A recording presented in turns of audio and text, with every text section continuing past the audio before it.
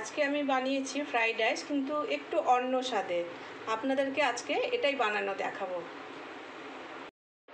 আজকে আমি 3 কাপ চাল দিয়ে ফ্রাইড রাইসটা বানাবো। এই ফ্রাইড রাইসটা একটু অন্য রকম। আমরা সাধারণত যেটা খেয়ে থাকি চিরাচরি, এর চেয়ে আমাদের এটা একটু অন্য ধরনের। আমি এটাতে 3 কাপ চাল নিয়ে নিলাম। চালটা আমাদের গোবিন্দভোগ চাল। এবার এই চালটাকে আমরা ভালো করে ধুয়ে নেব। আমাদের গোবিন্দভোগ চালটা ভালো করে ধোয়া হয়ে গেছে। এবার এতে আমি জল দিয়ে একটু 10 মিনিটের জন্য ভিজিয়ে রেখে দেব। চালটা 10 মিনিট জলের মধ্যে ভিজিয়ে এবার এইভাবে জলটা ঝরিয়ে নিয়েছি। এটা একটু 5-10 মিনিটের জন্য এইভাবেই থাকলে পুরো জলটা ঝরে যাবে। আমার এই ফ্রাইড রাইস বানানোর জন্য লাগছে কিশমিশ, একটু গরম মশলা, চিনি আর কাজু আর 1 টেবিল স্পুন মতো লবণ, আর লাগছে বিনস, গাজর আর 3টে তেজপাতা। কড়াইটা আমি চাপিয়ে দিয়েছি আর তাতে আমি 2 চামচ রিফাইন অয়েল দিয়েছি। এবার তাতে আমি ভেজিটেবলসগুলো আছে সেগুলো ছেড়ে দেব।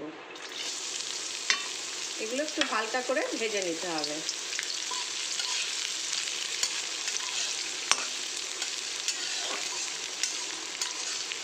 এটা জোর আছে, এইভাবে একটু ভেজে নিতে হবে।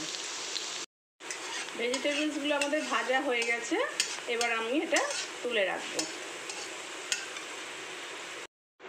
আমাদের এই কড়াইয়ে 1 চামচ ঘি দিয়ে দিলাম।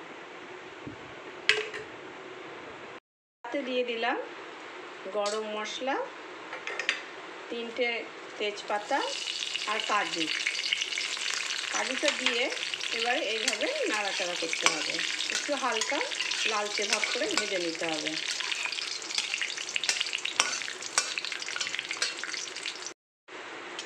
আমাদের কাজুটা ভাজা হয়ে গেছে। এবার এর মধ্যে চালটা দিয়ে দেব। চালটা দিয়ে আমাদেরকে এইভাবে নাড়তে হবে। তারপর আমি এর মধ্যে দিয়ে দেব লবণ। এটা 1 চামচ মতো লবণ আছে। তারপরে দিয়ে দেব 1 চামচ জিরে গুঁড়ো, 1 চামচ ধনে গুঁড়ো দিয়ে এটাকে এইভাবে নাড়তে হবে।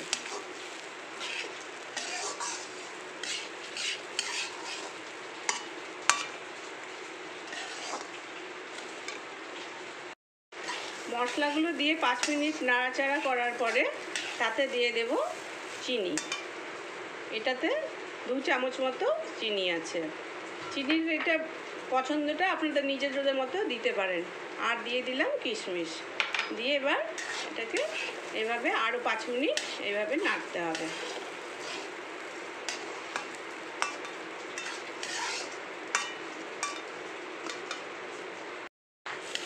এই ফ্রাইড রাইসটা বানাতে একটু বড় কড়াই মানে ছড়ানো টাইপের নিলে ভালো হয়। আর এটা যেহেতু আমাদের ভাজা হয়ে গেছে, এবার যেই চালটা আমরা মেপেছিলাম যেই কাপ দিয়ে, সেই কাপেরই মাপের আমি জল দেব। যেহেতু আমরা 3 কাপ চালের মাপে আমি এটা বানিয়েছি, তাই এটাতে 6 কাপ জল দিতে হবে। সেই জলটা গরম জল দিতে হবে।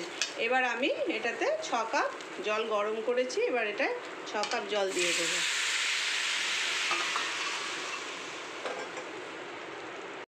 জলটা দেওয়ার পরে 1 ইঞ্চ মতো আদা একটু এইভাবে থেতো করে দিয়ে দিতে হবে।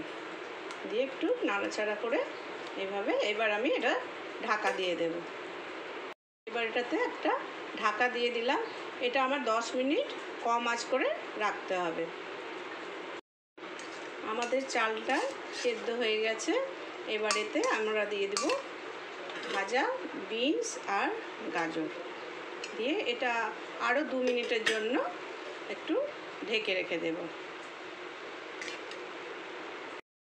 আমাদের ফ্রাইড রাইসটা তৈরি হয়ে গেছে। এবার নামানোর আগে একটু তাতে আমরা ঘি দিয়ে দেব, তাতে একটু গন্ধটা ভালো আসে আর টেস্টটাও অনেকটাই ভালো হয়ে যায়।